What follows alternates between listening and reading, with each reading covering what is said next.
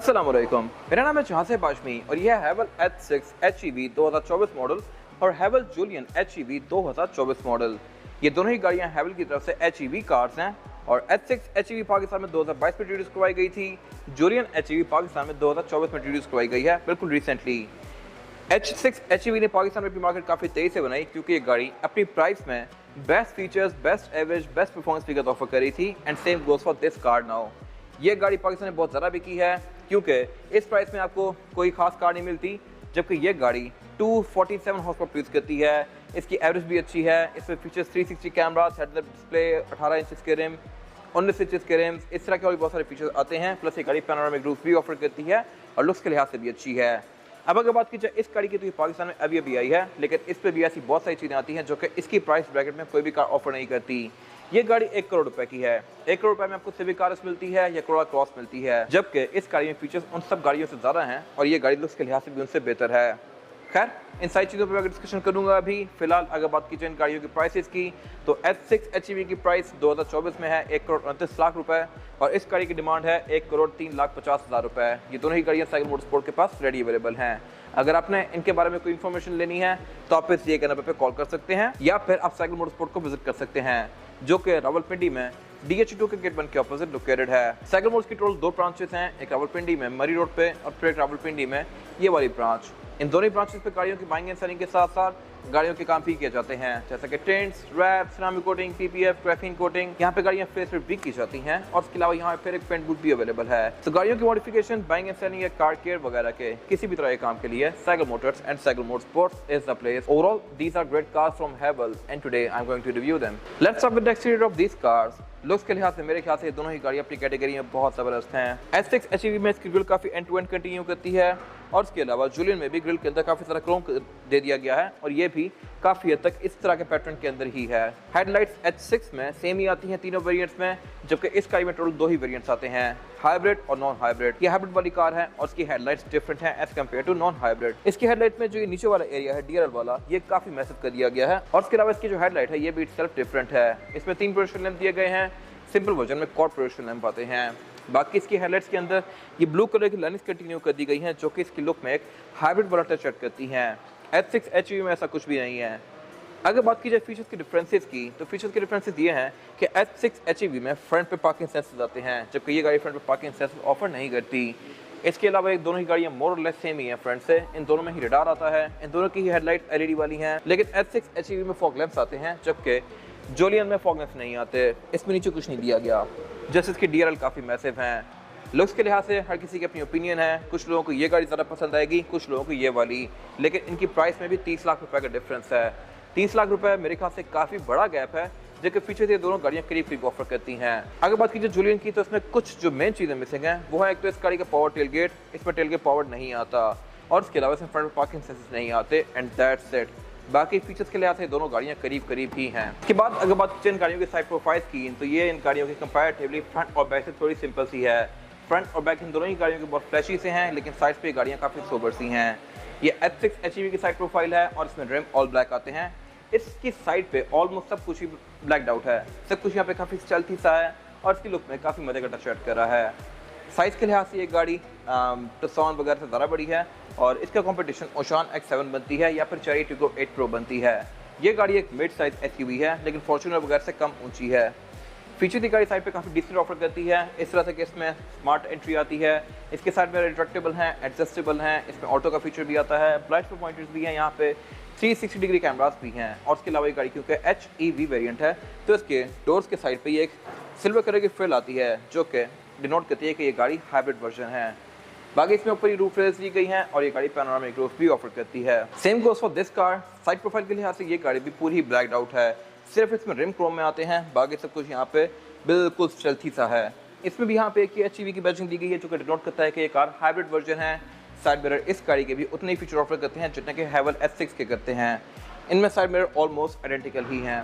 इसके अलावा साइड पे ये गाड़ी भी विंडोज़ के आसपास क्रोम ऑफर करती है। डोर हैंडल्स इन दोनों गाड़ियों के ऑल ब्लैक हैं, लेकिन इसकी साइड पे ये एप्रन्स नहीं आते व्हील्स के आसपास, व्हील आर्चेस, जैसा कि हैवल H6 HEV में आती हैं। इसके अलावा ये गाड़ी पैनोरामिक रूफ ऑफर करती है, इसमें भी रूफ रेल्स दी गई हैं। एंट्री और एग्जिट इस गाड़ी में भी आसान है, लेकिन ये गाड़ी कंपैरेटिवली HEV H6 से थोड़ी सी नीचे है। इसके अलावा यहाँ पे एक चीज़ थोड़ी सी डिफरेंट है और वही है कि इसमें जो पार्किंग सेंसर्स हैं ये फ्रंट पे आते ही नहीं हैं और बैक पे भी इसमें जो पार्किंग सेंसर्स हैं वो सिर्फ 3 आते हैं और बैक पे ही दिए गए हैं। साइड पे इसमें यहाँ पे कोई पार्किंग सेंसर नहीं दिया गया। इसके बाद अगर बात की जाए इसका रेयर लुक की तो ये भी लुक्स के लिहाज से काफ़ी फ्यूचरिस्टिक है। इन दोनों ही गाड़ियों की बैग्स मेरे ख्याल से अपनी कैटेगरी में सबसे बेस्ट हैं। इसमें tail light end to end continue करती है मोस्टली इलेक्ट्रिक कार्स की तरह। और इसके अलावा ये गाड़ी क्योंकि HEV है तो इसमें स्पॉइलर डिफरेंट आता है। इसके स्पॉइलर भी ये 4 ब्रेक लेंथ दिए गए हैं जैसे कि इसके छोटे वर्जन में नहीं आते। और इसके अलावा इस गाड़ी में टेल गेट पावर्ड आता है। इसको मैं इस तरह से अनलॉक कर सकता हूँ लाइक दिस। ये ऑल द वे अप जाता है इलेक्ट्रॉनिकली और ये एक चीज़ है जो कि जूलियन मिस करती है। बाकी इसमें बैक पे पार्किंग सेंसर्स दिए गए हैं। बैक पे इसमें एग्जॉस्ट लेफ्ट पे ही आते हैं और ये प्रॉपर विजिबल नहीं है। ट्रंक इस गाड़ी की अच्छी खासी स्पेशियस है। यहाँ पे 3 से 4 बड़े बैग आसानी से आ सकते हैं और इसके अलावा इसके रेयर बेंचेस भी फोल्डेबल हैं। ट्रंक को बंद करने के लिए यहाँ पे एक बटन भी दिया गया है। इसके अलावा बाकी फीचर्स ये गाड़ी आइडेंटिकल ऑफर करती हैं। इन दोनों में ही rear windows, rear windshield privacy वाली आती है। इनमें वाइपर्स भी आते हैं। इसमें कोई बॉश की बैचिंग दी गई उसमें आती है, मैं कवर करूंगा अभी आगे जाके। और ये है जूलियन का रेयर लुक जो कि मेरे खास अपनी कैटेगरी में सबसे बेस्ट है। इसकी टेल लाइट्स काफ़ी बोल्ड स्ट्रॉन्ग सी फील देती हैं इसको और इसके अलावा इसमें यहाँ पे सब कुछ मज़ेदार है, मस्कुलर सा है।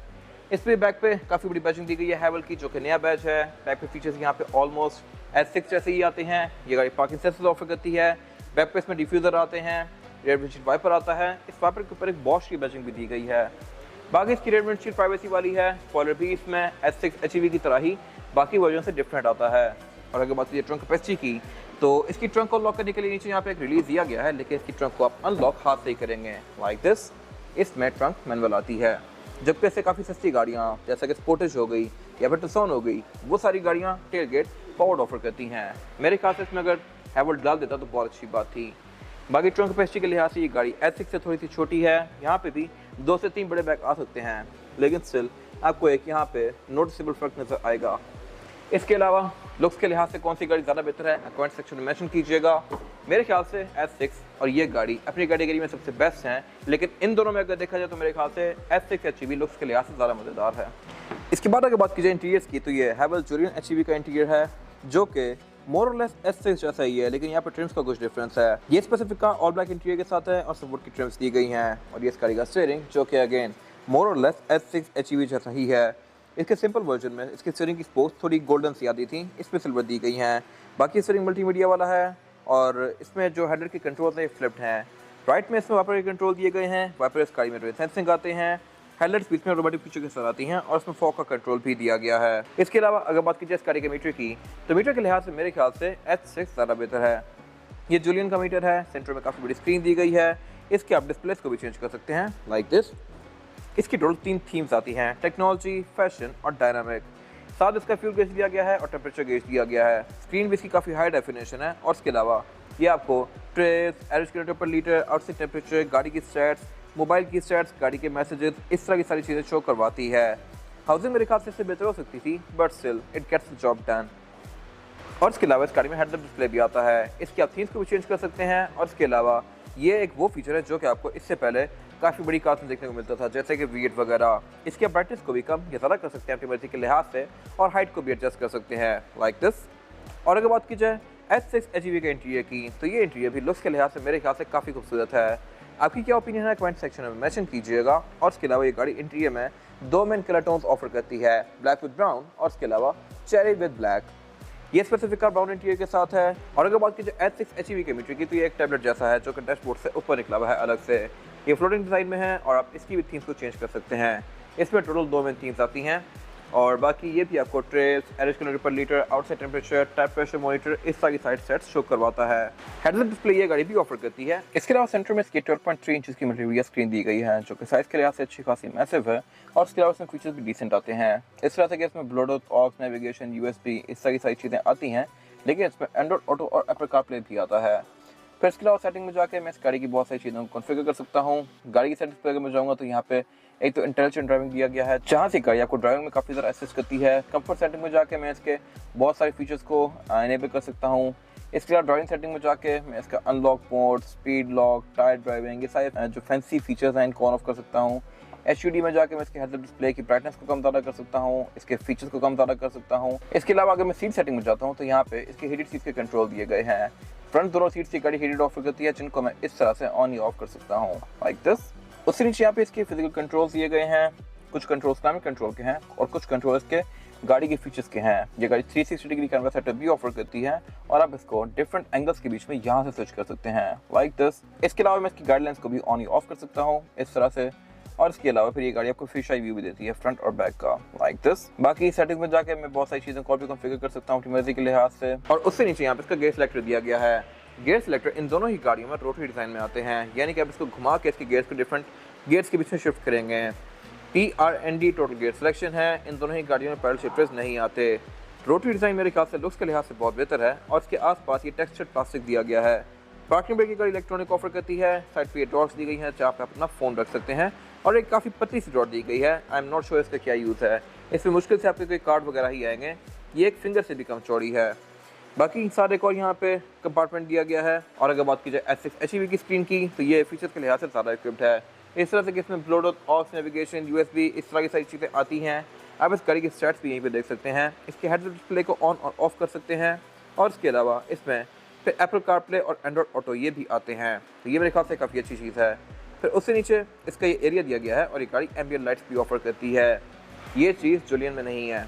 इसकी आप एम्बियंट लाइट्स को भी ऑन या ऑफ कर सकते हैं। और इसके अलावा फिर उससे नीचे इसका वायरलेस चार्जर दिया गया है और फिर उसका गियर सिलेक्टर दिया गया है। इसमें गियर सिलेक्शन अगेन TRND की ही है और इसका गियर सिलेक्टर भी रोटरी डिज़ाइन में है। उससे पीछे इसकी पार्किंग ब्रेक दी गई है जो कि इलेक्ट्रॉनिक है और साथ इसका ये कप होल्डर वाला एरिया दिया गया है। कप होल्डर भी इस गाड़ी में दो अलग लगाते हैं। और इसके अलावा अगर बाकी जिनकी सीट्स की तो ये H6 HEV की सीट्स हैं जो कि ब्लैक और कैमल ब्राउन के कॉम्बिनेशन के साथ हैं, फ्रंट भी और बैक भी। और इन दोनों ही गाड़ियों में फ्रंट सीट्स इलेक्ट्रॉनिकली एडजस्टेबल हैं। आप इनको बटन से आगे पीछे या ऊपर नीचे कर सकते हैं। ये जुलियन की सीट्स जो कि ऑल ब्लैक हैं और ये सीट्स परफोरेटेड हैं। बटन्स यहाँ भी दिए गए हैं और बैक सीट्स भी इसकी लुक्स के लिहाज से काफ़ी डिसेंट सी हैं और कंफर्टेबल हैं। बैक पे दोनों ही गाड़ियाँ सेंटर कंसोल ऑफर करती हैं और इसके अलावा कैपेसिटी के लिहाज से S6 HEV डेफिनेटली ज़्यादा स्पेशियस है। फीचर्स यहाँ पे मोर और लेस सेम ही आते हैं। इन दोनों ही गाड़ियों में आउटलेट्स दिए गए हैं, फैंस दिए गए हैं, ISOFIX के पोर्ट्स आते हैं, सीट बेल्ट आती हैं, एयर बैग्स आते हैं और इन दोनों ही गाड़ियों में बैक पे पैनोरामिक रूफ आती है जो कि इसके केबिन की लुक को बहुत बेहतर बनाती है। इसके बाद अगर बात की जाए इन गाड़ियों के इंजन की तो इंजन इन दोनों ही गाड़ियों में 1500 सीसी आते हैं।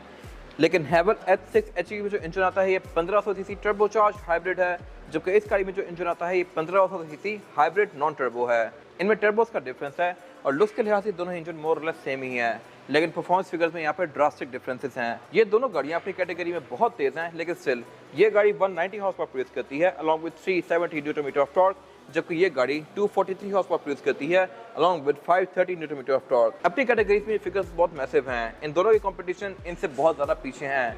ये गाड़ियाँ इंस्टेंट रिस्पॉन्स देती हैं एक्सीलरेटर प्रेस करने पे, इनकी पिक बहुत ज़्यादा है और इसके अलावा एवरेज भी ये गाड़ियाँ अच्छी ऑफर करती हैं। H6 HEV आपको आराम से 18-20 तक की एवरेज दे सकती है और ये गाड़ी आपको 20-22-25 तक की एवरेज आराम से दे सकती है, जो कि मेरे ख्याल से काफ़ी अच्छी एवरेज है इन बॉडी साइज़ के लिहाज से। जबकि अगर आप इन्हीं साइज़ में पेट्रोल इंजन लेंगे तो वो गाड़ियाँ आपको तकरीबन 8-10 की एवरेज देंगी, जो कि इनसे आधी है। बाकी फीचर्स के लिहाज से भी ये गाड़ियाँ काफ़ी इक्विप्ड हैं। इन दोनों में ही ABS आती है, इलेक्ट्रॉनिक पावर स्टीयरिंग आता है, ट्रैक्शन कंट्रोल आता है।